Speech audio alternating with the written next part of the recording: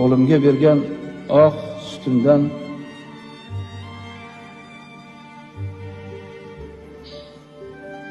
mingdan ming roziman. Bosqinchilarga qarshi janglarda aziz farzandlardan judo bo'lgan matonatli bir onaxonning yozgan xatidan o'qib bermoqchiman.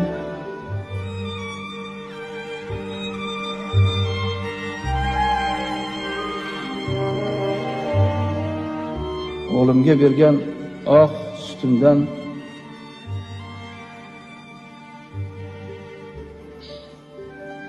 mingdan ming roziman. Uning yosh umri zoya ketmadi. O'g'lim vatanni, xalqini himoya qilib jon fido etdi degan yurak so'zlari menga nihoyatda chuqur ta'sir